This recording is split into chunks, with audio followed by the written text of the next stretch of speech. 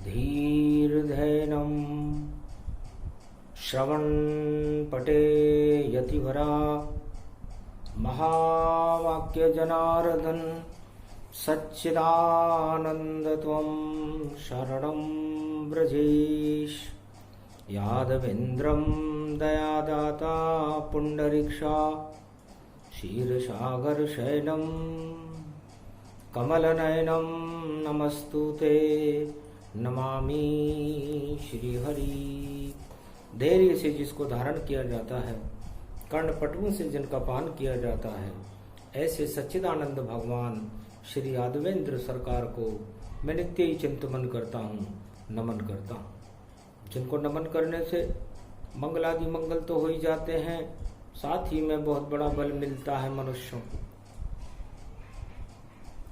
जय जय जय भोले भंडारी। सुंदर छवि आपकी प्यारी है, त्रिपुंड तिलक त्रिपुरारी। और शैल चंद्रमा सोवे भारी, और जटा जूट मस्तक सोही कैसे, गंग तरंग निर्मल भय जैसे। अद्भुत नाम चरित्र तुम्हारा, और गावे जगत पति जग सारा। हाथ त्रिशूल काशी ये बसावा, राम नाम गुणगान सुनावा। चारों युगों में राम के और करते आप गुणगान। सबसे बड़ी है शक्ति त्रिलोक की, रामचंद्र भगवान। भगवान शंकर उमा जी से कहते हैं कि उमा जी, त्रिलोक में यदि कोई सबसे बड़ी चाहत है, कोई सबसे बड़ी इच्छा है, कोई सबसे बड़ी प्राप्ति है, कोई सबसे बड़ा सुख है, सबसे बड़ी शांति है, सबसे बड़ी शक्ति है, सबसे बड़ा पद है, तो वो राम है। निज अनुभव में कहूं भवानी, राम नाम मंगल में जानी। सिया राम में सब जग जाना, करऊं प्रणाम जोरी जुग पाना। इसलिए यदि संसार में, उस पूरे त्रिलोक में, चारों युगों में यदि मुझे कोई चीज अच्छी लगती है तो वो राम है सुमुखी पार्वती जी। इस समय तो कलयुग चल रहा है, कलयुग में राम नहीं चलते, कलयुग में तो दाम चलता है। तुलसी जग में दो बड़े, दामोदर और दाम। दामोदर बैठे रहे, दाम करे सब काम। इसलिए कलयुग में लोग झूठ बांट राम नाम करते हैं। सारे काम दाम से होते हैं। संसार का कोई भी व्यक्ति हो, सब बिकते हैं, बिकाऊ है सारी दुनिया, और दाम पे सब बिक जाती है। और राम शक्ति के पास देखो, कोई नहीं पहुंच ये पाती है। झूठ मूठ ही राम नाम का करे बखान जगमाए, पर नीचे चल रहे दाम सब दाम करे तन पाए। इसलिए कलयुग में तो दाम सबसे ज्यादा महत्वपूर्ण है, और सतयुग में राम सबसे ज्यादा महत्वपूर्ण था। ये मैं अपना अनुभव बता रहा हूं। चलो करें गुणगान शक्ति पहचाने, और दाम नाम हिरणाकश उसको जाने। सबसे ज्यादा दाम सतयुग में हिरणाकश्यप के थे। पूरे पृथ्वी मंडल का चक्रवर्ती सम्राट था हिरणाकश्यप। अटूट दौलत उसके पास थी। समर्थ गुरु शुक्राचार्य का परामर्श उसके पास था। इसलिए दाम का अहंकार उसको बहुत था कि जिसे चाहे खरीद लूं, और जिसको देऊं मिटाए, और मैं ही भगवान हूं जगत का और कोई जग ना है। उसने घोषणा कर दी कि मैं इस जगत का भगवान हूं, जिसे जो भी वस्तु प्राप्त करनी हो मेरे पास आए और मुझसे लेकर के जाए, क्योंकि भगवान तो किसी को दिखाई देते नहीं है, लेकिन मैं सबको दिखाई देता हूं।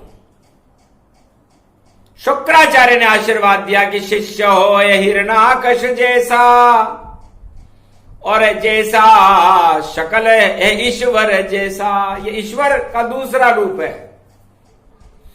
दानवतावाद ईश्वरवाद से भी आगे चला गया। इतना घमंड हिरण्याकश्यप के मस्तक पर सवार था। सारे काम दाम में हो रहे थे। जिसे चाहे खरीद लो और जिसे चाहे दो दंड, और सारे जगत में फैल गया था छल और पाखंड। सारी दुनिया में दाम से किसी को भी खरीदा जा सकता था। छल और पाखंड फैल चुके थे। पूरे पृथ्वी हाहाकार कर रही थी, क्योंकि धर्म नाम की कोई वस्तु थी नहीं। तब उसके घर में ही जन्माया धर्म नाम बालक जन्माया। एक बालक का हमने जन्म दिया।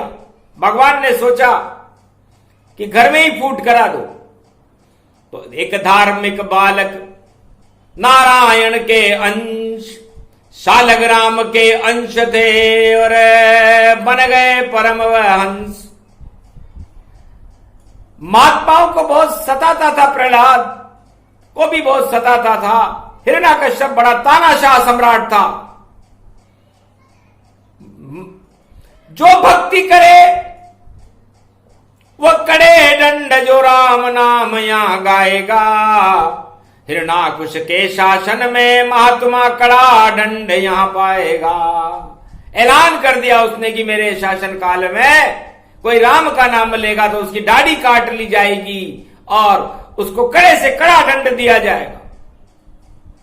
महात्माओं को यह बात अच्छी नहीं लगी कि ये कलयुग जैसा भगवान सतयुग में कौन हो गया जो भगवान की भक्ति नहीं करने देता।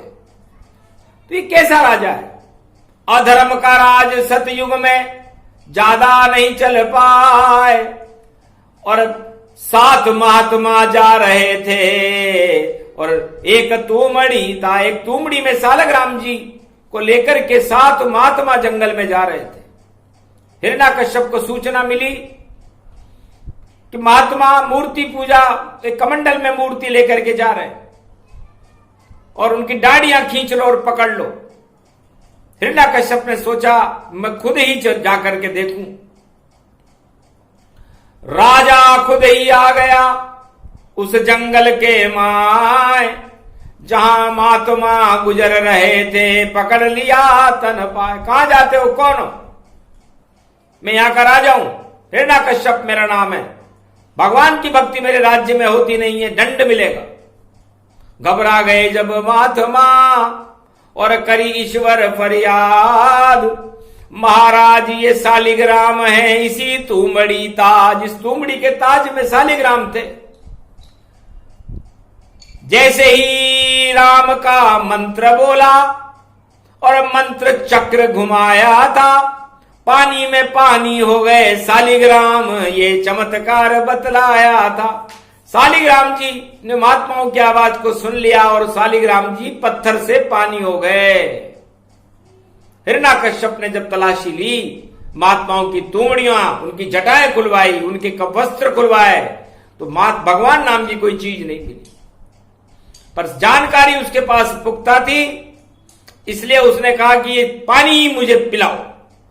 उसने सोचा ये कोई जादूगर है, हो सकता है उन्होंने भगवान को पानी बना दिया हो, पत्थरों को भी पानी बना दिया हो, ये तांत्रिक लोग हैं।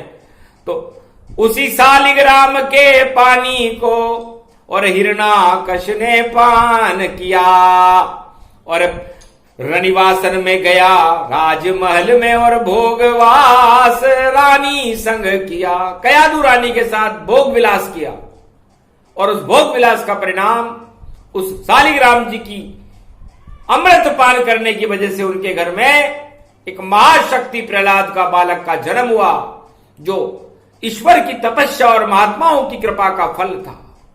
बस ऐसे जन्मे थे बालक प्रहलाद, और भक्ति सहित पहुंचे राजमहल, और खुशियां हो गई राजमहल में, हो गई भारी चहल पहल। 9 महीने के बाद में जन्मे भक्त प्रहलाद, राम नाम करने लगे, हुआ ब्रह्म का नाद। जन्मते ही राम बोला, शत्रु का नाम बोला, क्योंकि राक्षसों को, दानवों को राम का नाम और नारायण का नाम पसंद नहीं होता। तो राम नाम से चिढ़ गया हिरण्याकश तत्काल, पर बोला वहां पर कुछ नहीं, बालक आ गया तेरा काल। समझ गया कि ये बालक, इसका काल मैं बनूंगा, क्योंकि ये मेरे शत्रु का नाम जप रहा है। पर वहां पर वो कुछ नहीं बोला। शुक्राचार्य बुला लिए और बालक सौंपा ताय, राम छुड़ा दोष गुरुदेव इसका, और इसको हिरण्याकश जपा। हिरण्याकश्यप जपाओ। ये तो राम का नाम बोलता है, ये कैसा बालक पैदा हुआ?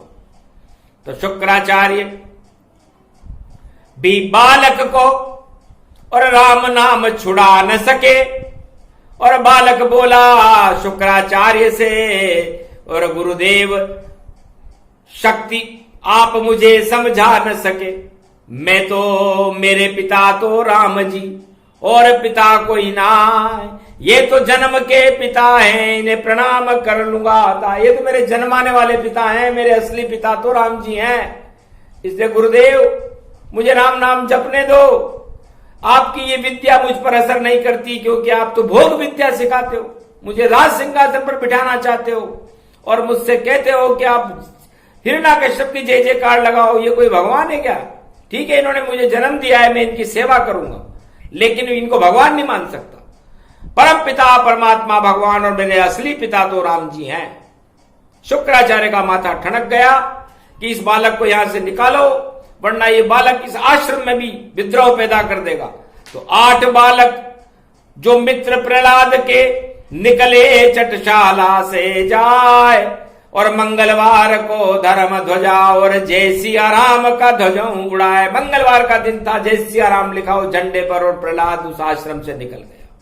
शुक्राचार्य को प्रणाम किया, गुरुदेव मैं आपका विरोधी नहीं हूं, लेकिन आप भोग नीति सिखा रहे हैं, तो मैं भोग नीति का त्याग करता हूं, मुझे राज ताज नहीं चाहिए, मैं तो भगवान से मिलने के लिए इस दुनिया में आया हूं, और जब तक भगवान मुझे नहीं मिलेंगे मुझे परम शांति प्राप्त नहीं होगी। और आप मेरे पिताजी से कह देना कि मुझे राम नाम जपने में बाधा न पहुंचाए। शुक्राचार्य ने यह संदेश उस बालक का हिरण्याकश्यप के पास पहुंचाया कि आपका लड़का चटशाला विद्यालय गुरुकुल को छोड़कर जंगल में चला गया, और उसने कहा है कि मुझे राम नाम जपने दो, मुझे राजताज नहीं चाहिए। तब आदेश जारी किया हिरण्याकश्यप ने कि जहां भी हो बालक को पकड़ लो और कड़ा से कड़ा दंड दो। पास बुलाया होलिका और बहन हिरण्याकश जान, अरे मेरी पर मदद करो होलिका, और आग लगाओ मान। इस बालक को जला दो अपनी गोद में बिठाकर, क्योंकि तुम्हें अग्नि शक्ति, अग्नि जलाने की शक्ति प्राप्त है, तो इस अग्नि को बुला करके इस बालक को जला दो। जंगल में पकड़े गुप्तचरों ने बालक पकड़ लिया रे प्रहलाद, राजमहल में ले आए उसको और गोद बिठा दिया। होलिका था, होलिका की गोद में बिठा दिया। एक समारोह भरा, उसमें सारे राजा और प्रजा सब बैठ गए, गुरु शुक्राचार्य बैठ गए, सारी प्रजा हिरण्याकश्यप की बैठ गई, और उस होलिका समारोह के अंदर बालक को मारने का षड्यंत्र रचा गया। पर बालक छोड़े राम नहीं, और राम जपे तन पाए, राम नाम जपने लगा। बैठे भुआ के जाए, भुआ जी की गोदी में बैठकर बालक हिरण्याकश्यप का लड़का प्रहलाद राम नाम जपने लगा। आग लगी जब होली के, होली ही जल जाए, राम नाम से नहीं जला, बचा प्रहलाद घर माए। प्रहलाद जी बच गए और होलिका जल गई। हिरण्याकश्यप को बड़ा दुख हुआ कि ये क्या हुआ। शुक्राचार्य घबरा गए भारी, और जल गई हिरण्याकश बहन तुम्हारी। पर होनी ऐसी लिखी थी, होनी हो गई ताय। अरे प्रहलाद राम ने बचा दिया और होली जल गई जाए, सियावर रामचंद्र शंकर हरिओम। तब षड्यंत्र फिर रचा दोबारा और एक खंबा आग लगा दिया सारा। राजमहल में एक खंबे पर आग लगा दी ताय और बुला लिया प्रहलाद को और बांध दिया तन पाए। हिरण्याकश्यप ने उस बदला लेने के लिए अपनी बहन की मृत्यु का प्रहलाद को उस खंबे पर बांध दिया जो आग से जल रहा था। बालक सन्नाटे में आ गया और जपा राम का नाम। चींटी चल रही थी खंबे पे और हुआ नहीं कछु काम। चींटी खंबे पे चल रही थी, बाल विवाह का नहीं हुआ उस चींटी का। जोर जोर से जपने लगा भक्त प्रहलाद राम का नाम और खंबे में से प्रगटे वहां पर देखो नरसिंह भगवान। नरसिंह भगवान नरसिंह जयंती पर प्रकट हो गए और मार दिया हिरण्याकश को और फाड़ दिया तन जाए। अरे सारे ही अवशेष को दांत में लिया दबाए। जल मैं न मरूं, तल में न मरूं और सुबह मरूं नहीं शाम मरूं और किसी से भी मैं नहीं मरूं, न देवता से मरूं न भगवान से मरूं। तो नरसिंह बन गए देवता, नर नहीं बने न नारी। और पल भर में ही मार दिया था हिरण्याकश स्तनपार। हिरण्याकश्यप को फाड़ दिया और प्रहलाद को बचा लिया। ये पहला अवतार है सतयुग का, नरसिंह अवतार, जहां पर सत्य की विजय हुई। होली सतयुग का त्योहार है। दानवता हार गई और मानवता विजय हुई और प्रेम के रंग बरसने लगे।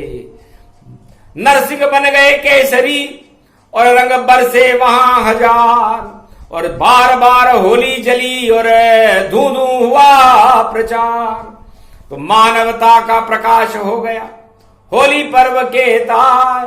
दानवता सब जल गई और भस्म रूप कहलाए। घन घमंड सब जल गया हिरण्याकश के साथ और होलिका जल गई और हो गया नया प्रभात। जय राम सिया जय राम सिया, जय राम राम जय राम राम, जय राम राम जय राम राम।